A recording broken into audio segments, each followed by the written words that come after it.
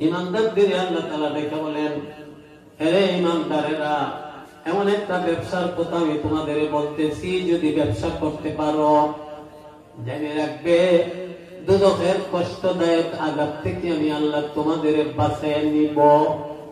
ব্যবসার দুইটা দ্বারা, একটা হইল আল্লাহ এবং আল্লাহর রাসূলের প্রতি সঠিকভাবে ঈমান আনা। আমরা এমন তো সবাই ঈমানদার, সঠিকভাবে ঈমান আমরা গ্রহণ করব একটা দ্বারা। আর একটা হইল তুজাহিদুনা ফি সাবিলিল্লাহ, আল্লাহর রাস্তায় প্রয়োজনে জিহাদ করা। সবাই বলেন সুন্দরভাবে ঈমান গ্রহণ কইরা, আল্লাহ আল্লাহর রাসূলের প্রতি ঈমান গ্রহণ কইরা আর জিহাদ কইরা আল্লাহর বাঁচানো ব্যবসা করতে সবাই রাজি আছেন? প্রথমে আলোচনা করি তুমিনুনা বিল্লাহি ওয়া রাসূলিহি, আল্লাহ এবং আল্লাহর রাসূলের প্রতি আপনি সঠিকভাবে ঈমান গ্রহণ করেন। কিভাবে করব? নবীর কাছে প্রশ্ন হয়েছে, আল্লাহর নবী আমি মুমিন বুঝি কিভাবে, ঈমানদার আমি কারে বলবো? সমাধান চলুন। আল্লাহর নবী বলে গেছেন, যাদের তোমরা দেখো মসজিদের দিকে আসা যাওয়া করে তাদের তোমরা সত্যিকার অর্থে ঈমানদার বলে সাক্ষী দিও। তো কইবেন না সুবহানাল্লাহ? আবার বলছি, আল্লাহর নবী বলে গেছেন, যাদের তোমরা দেখো মসজিদের দিকে আসা যাওয়া করে, মানে নামাজ আদায় করে, তাদের তোমরা সত্যিকার অর্থে ঈমানদার বলে সাক্ষী দিও। কিভাবে বুঝাই কথা দেয়? যদি একটা মানুষ ওযু করে মসজিদের দিকে রওনা দেয়, সে যেন ঈমানের ঝান্ডা হাতে নিয়ে মক্কা শরীফের দিকে রওনা দিল। আযান হয়ে গেছে, এইবারে কেউ যদি ওযু করে মসজিদের দিকে রওনা দেয়, আমার নবী বলে গেছেন, সে যেন ইহরামের সাদা কাপড় গায়ে লাগাইয়া ফরজ হজ আদায় করার জন্য মক্কা শরীফের দিকে রওনা দিল। করোনা ভাইরাস আসছিল, এখন আমাদের দিকে কম, বাহিরে আবার শুরু হয়েছে। আমরা এলাকায়ও আবার আইতো, কেউ চাইনি মাতুন্নাতে। এই সময় তারা বলছে হাত মুখ দাও ভাবি দ্বারা। আবার আমরা পক্ষে কিছু মাতিছে, তারা কইছে ওযু কইরা গড়ের সুন্নত কইরা মসজিদে যাইয়া ফরজ আদায় কইর। আমি মনে মনে হই ওই নবীর কথার উপরে আইছে, করুণায় আনছে। আমার নবীর সুন্নত হইল ওযু করেন ঘরে, ওযু কইরা মসজিদের দিকে রওনা দেন। আমার নবী বলে গেছেন, ঘরে ওযু কইরা তুমি যদি মসজিদের দিকে রওনা দাও, তুমি যেন ইহরামের সাদা কাপড় গায়ে লাগাইয়া ফরজ হজ আদায় করার জন্য মক্কা শরীফের দিকে রওনা দিলা। বাংলা খুবই সুন্দর কয়, মসজিদেতে শুনলে আযান, চল নামাজে চল, দুঃখে পাবি সান্ত্বনা তুই পক্ষে পাবি ভল। এভাবে ওযু করে নবীর সুন্নত মতো কেউ যদি মসজিদের দিকে আসা যাওয়া করে, সুন্দরভাবে নামাজ আদায় করে, আল্লাহ তার শারীরিক মানসিক রোগ ব্যাধি দূর করে, আল্লাহ তার মরণ পর্যন্ত সুস্থ অবস্থায় রেখে দেবে। সংক্ষেপ কথাগুলো আপনাদের সামনে, একটা জবাব দেন আপনারা। কিয়ামতে আল্লাহর সামনে ঈমানদার হিসাবে হাজিরা দিতে রাজি আছেন?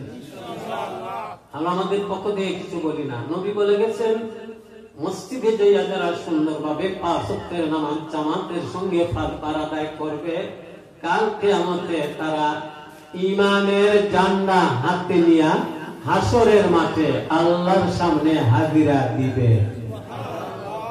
তাই নবী বলেন, হে আমার সাহাবারা, যাদের তোমরা দেখো মসজিদের দিকে আসা যাওয়া করে, তাদের সত্যিকার অর্থে ঈমানদার বলে সাক্ষী দিও। ওই তুমিনুনা বিল্লাহ। সাহাবী যে প্রশ্ন করেন, আল্লাহর নবী আমি যে ঈমানদার বুঝি কিভাবে? নিজের কথা, ঈমানদার বুঝি কিভাবে? নবী এই সময় বলছিলেন, যদি সাহাবায়ে কেরাম প্রশ্ন না করতেন আমরা কিন্তু পাইতাম না। সাহাবী বলেন, আল্লাহর নবী আমি যে ঈমানদার বুঝি কিভাবে?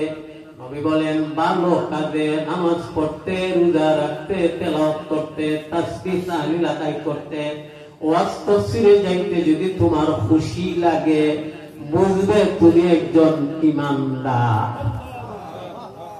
গুনার কাজ যত নাফরমানি কাজ আছে ওটাতে যদি তোমার নফরত লাগে, খারাপ লাগে, ঘৃণা লাগে, বুঝবে তুমি একজন ঈমানদার। এই জন্যই কিতাবে আছে আপনি যদি আল্লাহর ঘরে একটা গুনাহ ছাড়তে পারেন, বলখ রাজত্বের আয়াতন পরিমাণ সোনা রূপা ভর্তি করে খয়রাত করার সমান সওয়াব আল্লাহ আপনারে দান করবেন।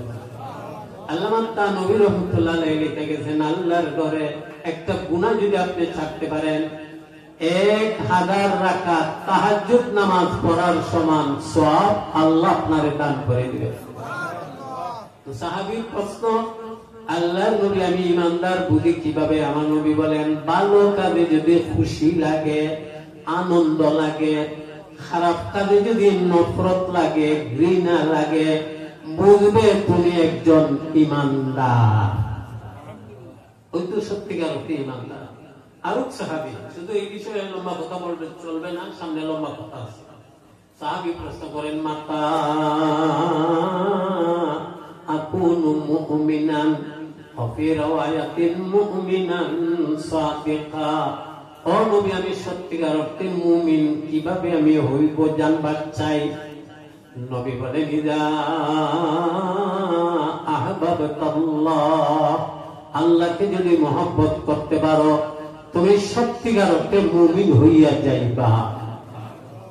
নবী আল্লাহকে আমি মহব্বত করলাম বুঝি কিভাবে? নবী বলেন, ইযা আহবাবতা রাসূলা, আমি যে আল্লাহর নবী আমাকে যদি মহব্বত করতে পারো, এর দ্বারা আল্লাহর সঙ্গে মহব্বত হয়ে যাবে, তখনই তুমি সত্যিকার অর্থে মুমিন হইয়া যাইবা। নবী আপনাকে আমি মহব্বত করলাম, তাও আমি বুঝি কিভাবে? নবী বলেন, ইযা তাবা'তা তারিকাতাহু ওয়াস্তা'মালতা সুন্নাতাহু ওয়া আহবাবতা বিহুব্বিহি ওয়া আবগাদতা বিবুগদিহি ওয়া ওয়ালাইতা বিওয়ালায়াতিহি ওয়া আদাইতা বিআদাওয়াতিহি। আল্লাহ আল্লাহ ঈমান লিমান লা মাহাব্বাতা লাহু, আল্লাহ আল্লাহ ঈমান লিমান লা মাহাব্বাতা লাহু, আল্লাহ আল্লাহ ঈমান লিমান লা মাহাব্বাতা লাহু। নবীর কাছে প্রশ্ন করে, নবী আপনাকে মহব্বত আমি করলাম বুঝি কিভাবে? নবী বলেন, যখন আমার তরিকা মানবে, আমার সুন্নত অনুযায়ী আমল করবে, আমি যেগুলো মহব্বত করি তুমি তা মহব্বত করবে, আমি যেগুলো অপছন্দ করি তুমি তা অপছন্দ করবে, তবে আমি নবীর সঙ্গে তোমার মহব্বত হয়ে যাবে। এর দ্বারা আল্লাহর সঙ্গে মহব্বত হয়ে গেল, তুমি সত্যিকার অর্থে মুমিন হইয়া কাল কিয়ামতে আমি নবীর সাথী হইয়া বেহেশতে চলিয়া যাইবা। কথাগুলোর পরে নবী 3 বার বলছেন, আল্লাহ লা ঈমান লিমান লা মাহাব্বাতা লাহু, যার আমি নবীর সঙ্গে মহব্বত হবে না সে কোনদিন সত্যিকার অর্থে মুমিন হইতে পারে না। আওয়াজ দিয়ে সবাই বলেন, নবীর সঙ্গে মহব্বত কায়েম করতে সবাই রাজি আছেন? আল্লাহ তো বলেন, তুমিনুনা বিল্লাহি ওয়া রাসূলি, আল্লাহ এবং আল্লাহর রাসূলের প্রতি সত্যিকার অর্থে ঈমান গ্রহণ করো।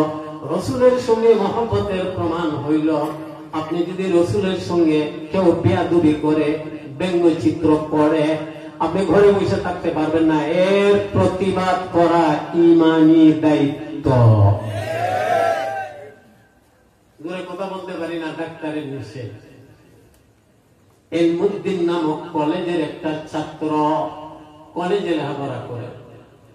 শুনছেন ইতিহাস জানেন আপনারা, পাঞ্জাবের রাজপাল রঙ্গিলা রসুল নামে বই লিখছিল, রসুলের নামের আগে রঙ্গিলা লাগাইছে। অপরাধী চুকু কেন এমন করলো? কলেজের ছেলে ইলমুদ্দিন রাত দরবারে যাইয়া রাজপালের গেইটে যাইয়া পাহারাদার রে কয়, রাজপালের সঙ্গে কথা আছে, আমার পরিচয় নাম আমার এলমুদ্দিন, আমি কলেজের ছাত্র। পাহারাদার মনে মনে ভাবতেছে মনে কোন চাকরির আশায় আসছি, চাকরি নিত বলছে যে কলেজের একটা ছাত্র এলমুদ্দিন নামে পারমিশন চাইছে আপনার কাছে আসার জন্য, পারমিশন দেওয়া যায় কি? কলেজের ছাত্র আসছে রে, দাও পারমিশন। ভেতরে ঢুকছে, কাছে যাইয়া কয় রঙ্গিলা রসুল নামে বই লেখছ? বলো হ্যাঁ লেখছি। রঙ্গিলা লাগাই রাখে নবীর নামের আগে, সাথে সাথে ছুরিটা তার বুক দিয়া ঢুকাইয়া দিছে।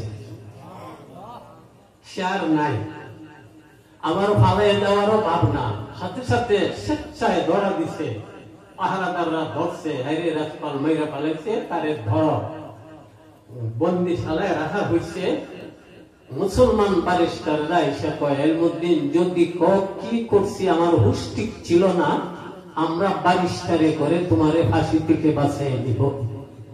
তারে কোর্টে পরের দিন হাজিরে দেওয়া হবে। ব্যারিস্টাররা বলতেছে, এলমুদ্দিন কয় আপনারা আমাকে বাঁচাবার চান।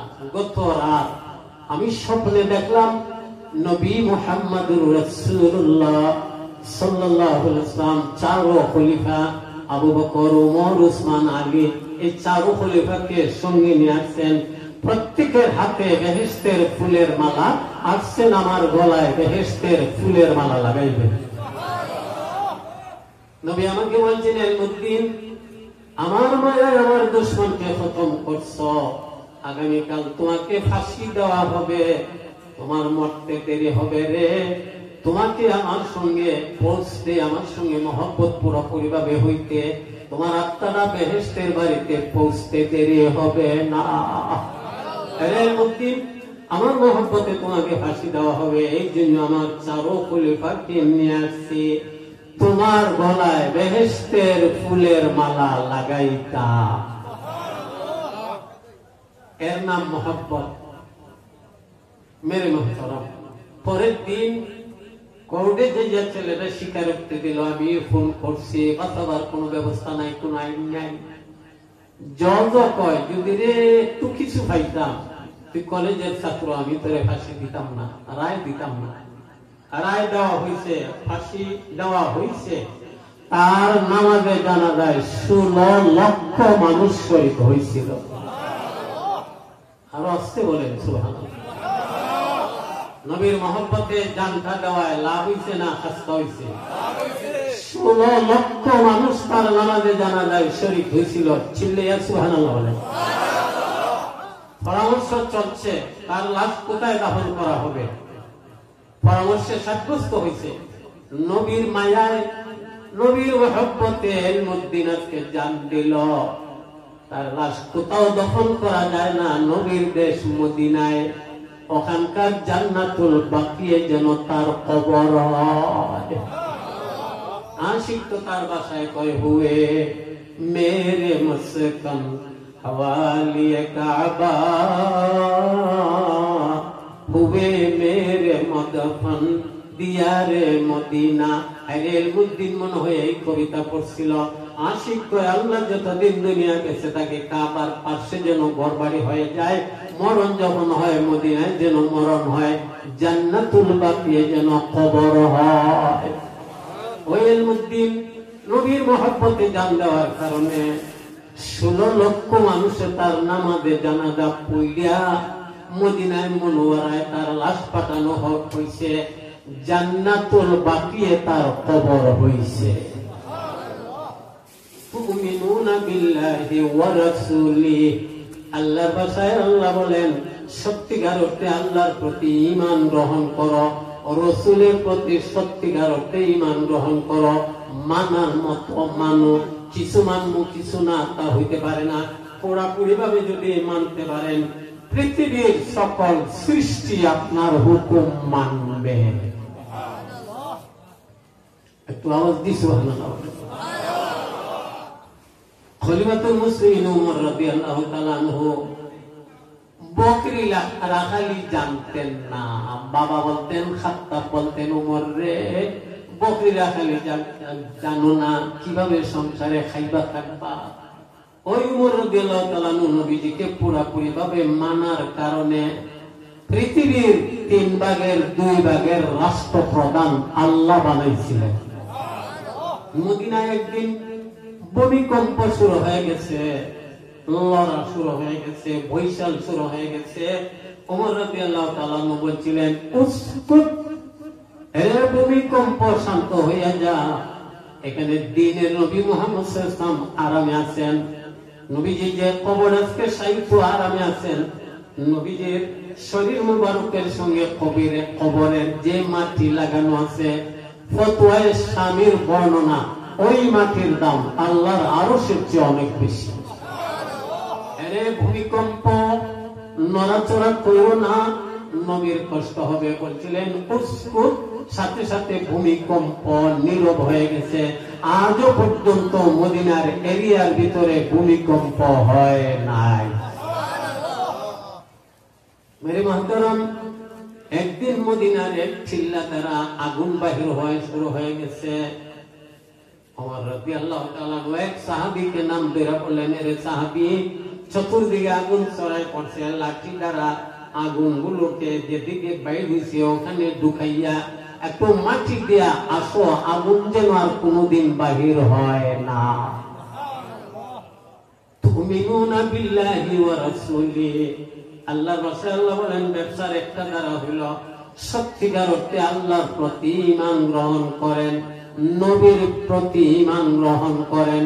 সত্যিকার অর্থে আল্লাহর প্রতি ঈমান আনতে আর নবীকে পুরাপুরি ভাবে মানতে সবাই রাজি আছে। যদি মানতে পারেন, এ জমি মেরে লিয়ে और आसमां मेरे लिए, मैं हो खुदा के लिए और सारे जहां मेरे लिए। আপনি যদি পুরাপুরি ভাবে আল্লাহকে মানতে পারেন, নবী মানতে পারেন, গোটা সৃষ্টিকে আল্লাহ তাআলা আপনার গোলাম বানিয়ে দিবেন। নবীকে আমরা একদিকে মানব নবী হিসাবে, একদিকে শ্রেষ্ঠ নবী আর অপর দিকে হইলেন শেষ নবী। মানতে রাজি আছেন?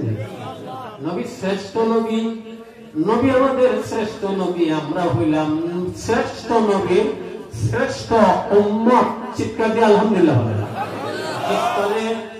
अहमदे मुख्तार है नबियों का इमाम, उनकी उम्मत भी है दुनिया में इमाम अक़वाम। আমাদের নবী জগৎ সকল নবী রাসূলগণের সরদার, আমরা হইলাম সকল নবীগণের উম্মতদের সরদার। আমরা সরদারের সরদার। চিৎকার দিয়ে সুবহানাল্লাহ বলেন।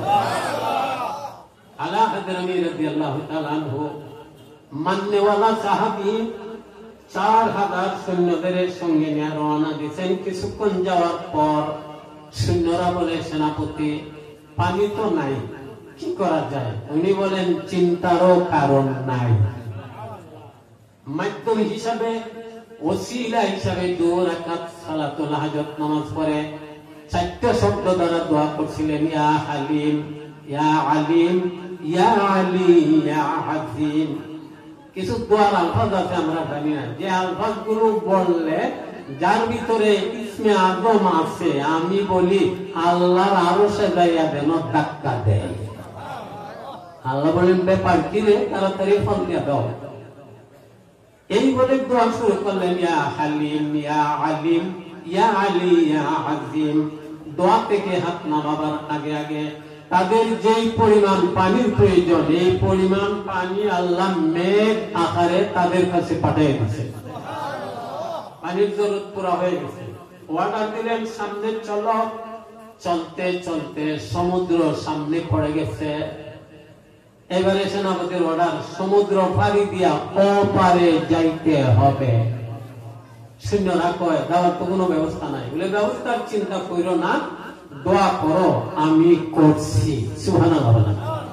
আবার 2 রাকাত সালাতুল হাজত নামাজ পড়ে, ইয়া হালিম, ইয়া আলিম, ইয়া আলী, ইয়া আযীম বলে সৈন্যদের অর্ডার দিলেন। সব ঘোড়ার পিঠে সওয়ার হইয়া সমুদ্রের পানির উপর দ্বারা ঘোড়া দৌড়ানো শুরু করে দাও। আবু হুরায়রা রাদিয়াল্লাহু তাআলা বলেন, এই যুদ্ধে আমিও শরীক ছিলাম। সমুদ্রের ওপারে যে আমরা কয়জন মিল্লা ঘোড়ার পায়ের খোড়াগুলো তাল্লাশি দিয়ে দেখলাম, সমুদ্রের পানির উপর দ্বারা ঘোড়া ধরে আসলাম, সমুদ্রের একটা ফোঁটা পানিও কোন একটি ঘোড়ার পায়ের খোড়ায় লাগে না। দস্ত তো দস্ত হে দরিয়া भी ना छोड़े हमने बहरे जुल्मात में दौरा दिए घूरे हमने। যদি নবীকে পুরোপুরি ভাবে মানতে পারেন, আল্লাহ তাআলা খুশি হইয়া আপনাকে সেই তৌফিক দান করে দিবেন। মেরে মাতরম, তাইলে ব্যবসার দুটা দ্বারা মধ্যে একটা দ্বারা হলো সত্যিকার অর্থে আল্লাহর প্রতি ঈমান আনো, নবীকে নবী হিসাবে মানো, শ্রেষ্ঠ নবী মানো, শেষ নবী মানো। সবাই বলেন রাজি আছি? মাঝে মাঝে শুনেন আপনারা কাদিয়ানি একটা গ্রুপ নবীকে শেষ নবী মানে না। নাউযুবিল্লাহ। আমি ওদিকে কথা বলতে যাচ্ছি না, আপনাদের সামনে বলার চাই হযরত খুবাইব রাদিয়াল্লাহু তাআলা আনহু একজন হইলেন খুবাইব রাদিয়াল্লাহু তাআলা আনহু হে, আরেকজন হইলেন খুবাইব রাদিয়াল্লাহু তাআলা আনহু হে দ্বারা। মুসাইলামাতুল কাযযাবের কাছে উনি গেছেন, যাই বলেন আপনি তো মিথ্যুক নবী, সত্য নবী না, কয়েক কষ্টিরে আমাকে নবী মান। উনি বলতেন শেষ নবী মুহাম্মদ সাল্লাল্লাহু আলাইহি ওয়াসাল্লামকে আমি মানছি, আপনাকে মানতে পারি না। সাথে সাথে একটা হাত একটা দিছে, এখনো ভালো আছে, আমাকে নবী মান। উনি বলেন মানতে পারি না, আর একটা হাত একটা দিছে, এখন কয় এখনো ভালো আছে, হাত দুইটা গেছে, বাকি শরীর যাইব, এখনো ভালো আছে, আমাকে নবী মানো।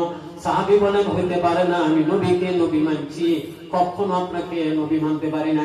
একটা পা একটা দিছে, এখনো ভালো আছে, একটা আছে, ভোট দিয়ে হাঁটতে পারবে। উনি বলেন হইতে পারি না, আপনাকে নবী মানতে পারি না। শেষ নবী মানছি মুহাম্মদ সাল্লাল্লাহু আলাইহি ওয়াসাল্লামকে, আপনাকে মানতে পারি না। আবার ওই পাটাও খাচ্চা দিছে, এরপরে গলা খাচ্চা ওনাকে শহীদ করে দিছে। মরতেছেন, জানতা দিতেছেন, এই সময় বলছিলেন আল্লাহর নবী আগরছে খেরে মানে আমরম গমে তো দাদে বাবা বপায়ে খাকে আজিজত কে আহদে না শিকস্তম। ও নবী, আপনাকে শ্রেষ্ঠ নবী মানছি, শেষ নবী মানছি, শরীরটারে টুকরা টুকরা করাইলাম, সর্বস্ব দিলাম, এরপর আমি আমার দাবি ছাড়তে রাজি না। আওয়াজ দিয়ে সবাই বলেন এইভাবে নবীকে নবী হিসাবে মানতে রাজি আছেন? ব্যবসার একটা দ্বারা, ব্যবসাটা কি? যদি আপনি করতে পারেন, আল্লাহ তাআলা আপনাকে পরকালে দুজখের আগুন থেকে বাঁচাইয়া জান্নাতের মেহমান বানাই দিবেন। যে ব্যবসায় দুজখের আগুন থেকে বাঁচা যায়, সে ব্যবসায় বেহেশতের মেহমান হওয়া যায়, ওই ব্যবসা করতে সবাই রাজি আছেন? ব্যবসার একটা দ্বারা হইল আল্লাহ এবং আল্লাহ রাসূলের প্রতি সঠিকভাবে ঈমান গ্রহণ করা। আল্লাহ যেন তৌফিক দেন, সবাই আমিন। দুই নম্বর দ্বারা ওয়াতুজাহিদুনা ফি সাবিলিল্লাহ, আল্লাহর রাস্তায় জিহাদ। জিহাদ কাকে বলে? আপনার পুরা শক্তি, পুরা সামর্থ্য আল্লাহর রাজি খুশি করার জন্য, আল্লাহর দ্বীন কায়েম করার জন্য। কোন দুশমন যদি দ্বীন মিটাবার চায়, কোন দুশমন যদি মুসলমানদের দেশ দখল করার চায়, কোন মুসলমানের সঙ্গে যদি বেয়াদবি করে, তাইলে জিহাদ মাইনি হইল ওই দুশমনের মোকাবিলায় আল্লাহকে রাজি খুশি করার জন্য অসমিয়া জওয়ানেরা এদের মোকাবিলায় দাঁড়াইয়া যাও। আওয়াজ দিয়ে সবাই বলেন দ্বীনের জন্য জিহাদ করতে সবাই রাজি আছেন? পাইবেন কি? নবী বলে গেছেন, একটা দিন যদি কোন মুজাহিদ অস্ত্র নিয়ে দুশমনের মোকাবিলায় দাঁড়াইয়া যায়, যুদ্ধ নাও যদি হয়, একটা দিনের যুদ্ধের বদলে যুদ্ধ নাও যদি হয়, শুধু যুদ্ধের নিয়তে অস্ত্র নিয়ে দাঁড়ায় থাকার কারণে আল্লাহ তার আমল নামায় 30টা দিন 30টা রোজা রাখার সমান সওয়াব দান করে দিবেন।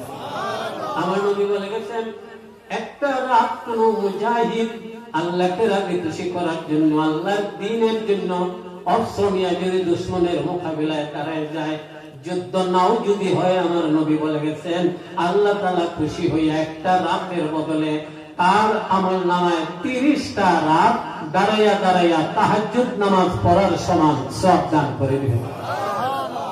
আর একটু বলছি, আমার নবী আরো বলে গেছেন, মাত্র 1 ঘন্টা দুশমনের মোকাবিলায় আপনি যদি দাঁড়িয়ে থাকেন, চতুর্দিকে দুশমনরা বেষ্টন করে আছে আপনারে মারার জন্য, এমন অবস্থায় যদি 1 ঘন্টা আপনি দুশমনের মোকাবিলায় দাঁড়িয়ে থাকেন, নবী উদাহরণ দিয়া বলছেন, এখান থেকে একটা মানুষ মক্কা মুকাররমায় যাইয়া কাবা ঘরের যে কোনায় হজরে আসওয়াদ পাথর রাখা আছে, ওই পাথরের সামনে দাঁড়াইয়া দাঁড়াইয়া সবে কদরের রাতে যদি বন্দেগী করে, যে সওয়াব মুজাহিদকে 1 ঘন্টা দুশমনের মোকাবিলায় দাঁড়ায় থাকাতে আল্লাহ তারে আরো বেশি সওয়াব দান করবেন। এবারে বলেন, তুজাহিদুনা ফি সাবিলিল্লাহ, আল্লাহর রাস্তায় জিহাদ করতে সবাই রাজি আছে? কিভাবে করবেন? সাহাবায়ে কেরাম কিভাবে করছেন? ইতিহাস জানেন, ইতিহাস খুঁজেন।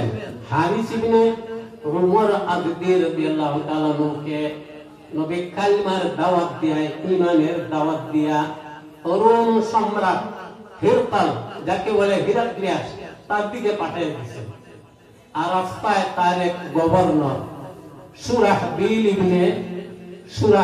ইবনে ওমর গাসসানি পাইয়া কই যাইবা? বলে সম্রাটের কাছে যাব। কেন যাইবা? বলে নবীর চিঠি নিয়ে যাওয়ার চাই। এই চিঠিতে কি? ঈমানের দাওয়াত, কালিমার দাওয়াত। ওই যাইতে দেওয়া হবে না। ওনারে বন্দী করে জেলখানায় রাখছে। রাষ্ট্রদূতের সঙ্গে বেয়াদবি, এটা আন্তর্জাতিক আইনে নিষিদ্ধ। জেলখানায় রাখছে, তার সহ্য হইল না, জেলখানার থেকে ডাকিয়ে আইনা ওনারে শহীদ করে দিছে। মুসলমানরা নাকি এর প্রতিশোধ নেওয়ার চায়। হিরাক্লিয়াস নিজে 1 লক্ষ সেনাবাহিনী মুতা নামক স্থানে পাঠিয়ে দিছে। 1 লক্ষ সেনাবাহিনী। নবী আলাইহিস সালাম খবর পাইয়া 3000 মুজাহিদিন সাহাবাদের আমাদের দূতকে মারছে, আবার তারা 1 লক্ষ সৈন্য পাঠিয়ে দিছে, আমাদের সঙ্গে যুদ্ধ করবে। মুসলমানরা কি করা যায়? পরামর্শে সাব্যস্ত হয়েছে এদের মোকাবিলা করা ঈমানি দায়িত্ব। নবী আলাইহিস সালাম 1 লক্ষ রোমান বাহিনীর মোকাবিলায় 3000 মুজাহিদিন সাহাবায়ে কেরামকে নবী পাঠিয়ে দিলেন। একটু আওয়াজ দি সুবহানাল্লাহ। 1 লক্ষ সৈন্য রোমান বাহিনীর, তখন সময়ে পৃথিবীর পরাশক্তি, আর মুসলমান মাত্র 3000। চিল্লাইয়া সুবহানাল্লাহ। নবী আলাইহিস সালাম প্রথম সেনাপতি দিলেন পালক পুত্র যায়েদ ইবনে হারিসা রাদিয়াল্লাহু তাআলা। এত আদরের সাহাবী। রে যায়েদ ইবনে হারিসা, আমি তোমাকে সেনাপতির পদ দিলাম, যা দুশমনের মোকাবিলায় চলে যা।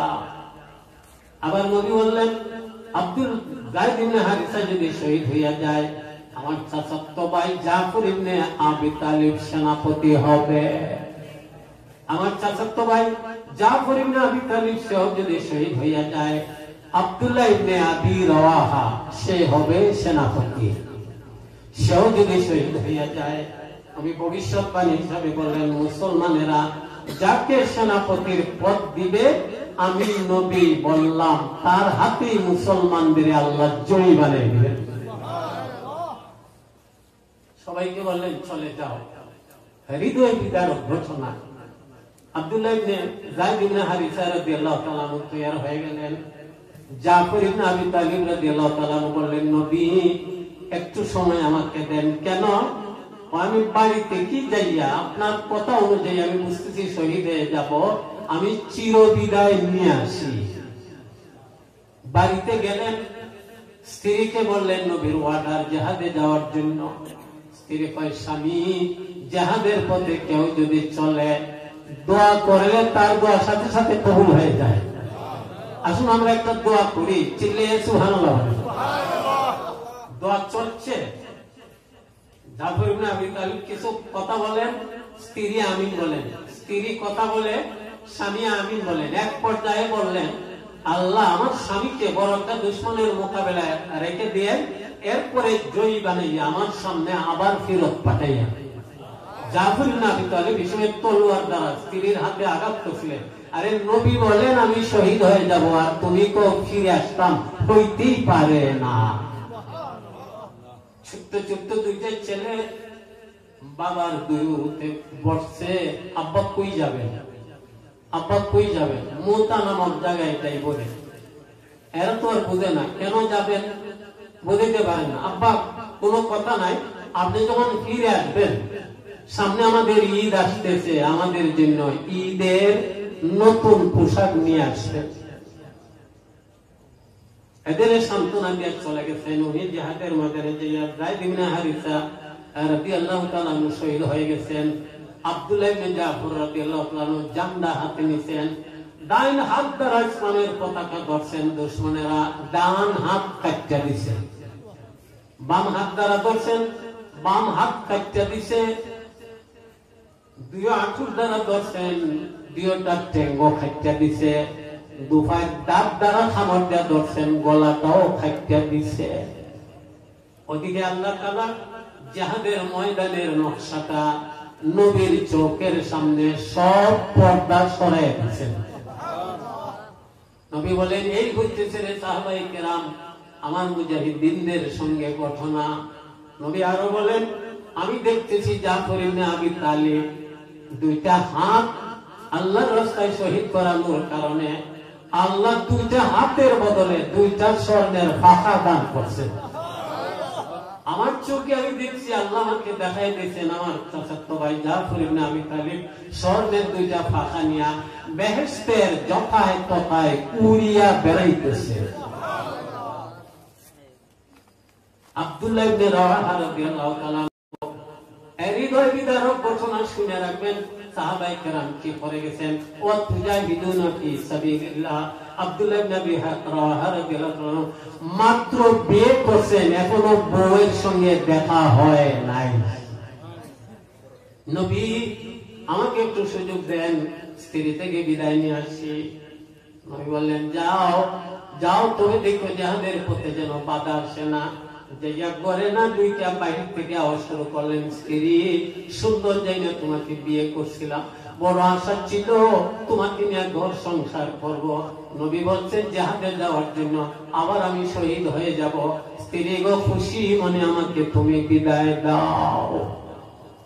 স্ত্রী বলতেছে, আমি একমাত্র আমার বাবার মেয়ে, আমার কেউ নাই, অসহায়। বড় আশা নিয়ে আপনার সঙ্গে আমার বিয়ে হয়েছিল, আশা ছিল আপনাকে নিয়ে ঘর সংসার করব। আমি আপনাকে জিহাদের পথে যাইতে বাধা দিতেছি না, তবে কোনদিন আপনার সঙ্গে দেখা নাই, একটু সময়ের জন্য আপনি ঘরে আসেন, যাতে কাল কিয়ামতে আপনার পরিচয় আমার ভুল না হয়। স্বামী আব্দুল্লাহ ইবনে রাওয়াহা রাদিয়াল্লাহু তাআলা বলেন, স্ত্রী ঘরে যদি যাই তুমি আমাকে দেখবে, আমি তোমাকে দেখব, মহব্বত পয়দা হয়ে যাবে। নবীর কথা মানতে সামনে বাধা আসতে পারে না গো, যাইব না, পরিচয়ের চিন্তা করবে না। নবীর কথা মানতে যাইয়া আল্লাহর নির্দেশ অনুযায়ী জিহাদের ময়দানে যদি আমার জানটা দিতে পারি, কিয়ামতে বেহেশতে আল্লাহ তোমার আমার পরিচয় আল্লাহ নিজে করায় দিবেন। আব্দুল্লাহ ইবনে আবি রাওয়াহা রাদিয়াল্লাহু তাআলা শহীদ হয়ে গেছেন। আল্লাহ তাআলা নবীজিকে সব নকশা দেখাইতেছেন। জিহাদ শেষে তারা যখন বাড়ির দিকে ফিরে আসতেছেন, নবী সাহাবাদের বলেন, এরা বড় কষ্ট করে আসতেছে, চলো আমরা আগুয়া নিয়ে আসি। কিতাবে আছে চাচাতো ভাই জাফর ইবনে আবি তালিব রাদিয়াল্লাহু তাআলা আনহু ওনার ছোট্ট ছোট্ট দুইটা ছেলে কয়, চাচা কই যাইবা? বলে একটু সামনে দেখতেছি এদের আগুই আনার জন্য।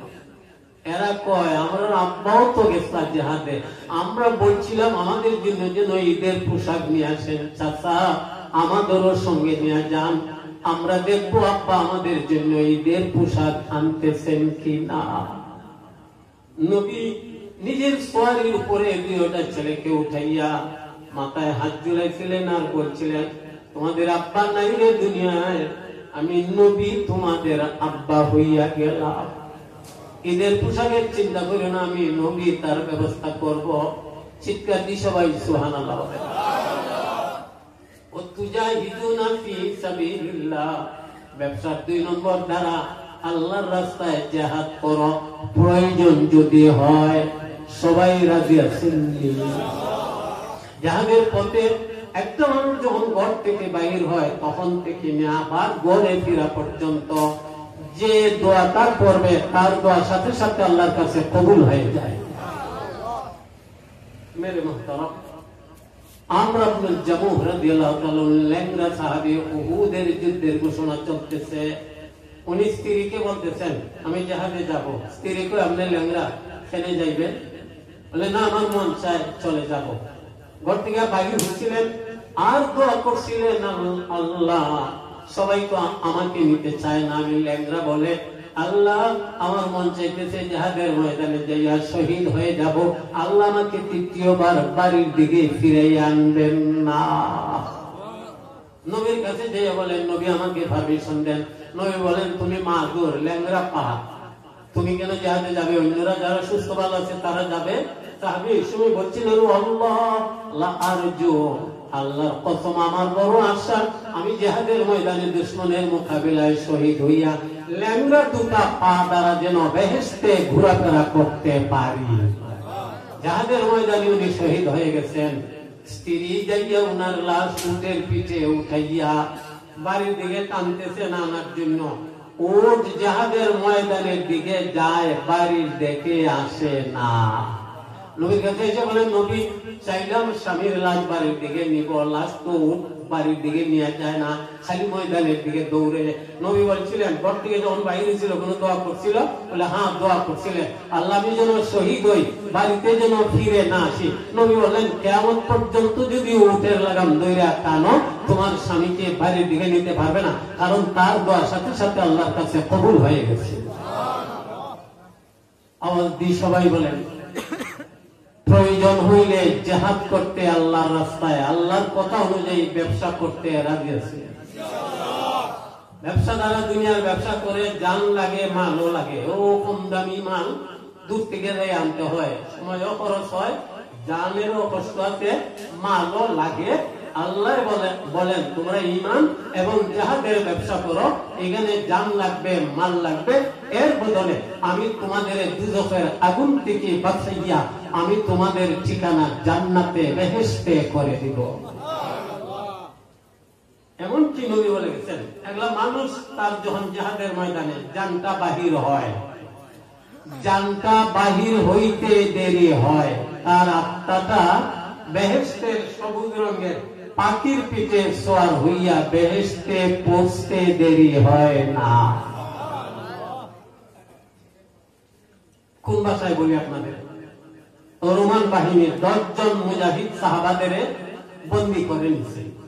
শেষ পর্যন্ত সম্রাটের অর্ডার হয়েছে এই 10 জনকে তোমরা শহীদ করে নাও, একজন একজন করে মাইরা ফেলাও।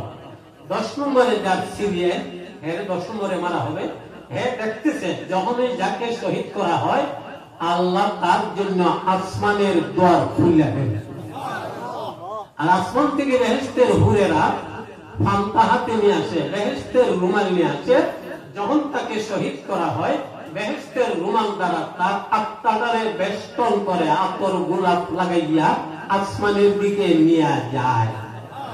একজন একজন করে চলছে গোনা। তার পালা যখন আসছে 10 নম্বরে, সম্রাট বলে এই যে এইভাবে আমরা তারারে মারছি এটা তো মুসলমানরা জানতো না, এরে সাইরা দাও, এর দেরিয়া যেন মুসলমানদের বলে আর মুসলমানদের ভিতরে যেন ভয় আসে। এই সাহাবী বলেন আমিও দেখলাম যখন আমার পালা 10 নম্বরে আমার জন্য আসমানের দ্বার খোলা হয়েছে, বেহেশতের হুরেরা পান্তা হাতে নিয়ে বেহেশতের রুমাল নিয়ে আসছে আমার কাছে, আমাকে শহীদ করা হবে, আমার আত্মাটা আসমানে নিয়ে যাবে। যখন অর্ডার হয়েছে আমাকে শহীদ করা হবে না, তখন আমি দেখলাম বেহেশতের হুরেরা বেদার হইয়া চলে গেছে। আওয়াজ দিয়ে সবাই বলেন প্রয়োজন যদি হয় আল্লাহর জন্য জিহাদ কইরা শহীদ হইতে রাজি আছে। আসতে হইতেছেন মনে মনে যে নেতা মরতাম আর কষ্ট হইতাম। আলী রাদিয়াল্লাহু তাআলা বলেন মরণের কষ্ট থেকে যদি বাঁচা চাও শহীদি মরণের কষ্ট হবে না। এক জাতীয় পিঁপড়ার নাম আছে কুইত পিঁপড়া। কুইত পিঁপড়া যদি আমাদের সামান্য একটু ব্যথা টের পাওয়া যায়, নবী বলে গেছেন ওই কুইত পিঁপড়ার খামরের কষ্টের মতো একজন শহীদ সামান্য ব্যথা টের পাবে, আর কোনো কষ্ট তার হবে না। এবারে আসেন, যদি প্রয়োজন হয় ডাক আসে আল্লাহর রাস্তায় জিহাদ করতে, শহীদ হইতে কে কে রাজি আছেন? আল্লাহ কবুল করেন, সবাই আমিন বলেন।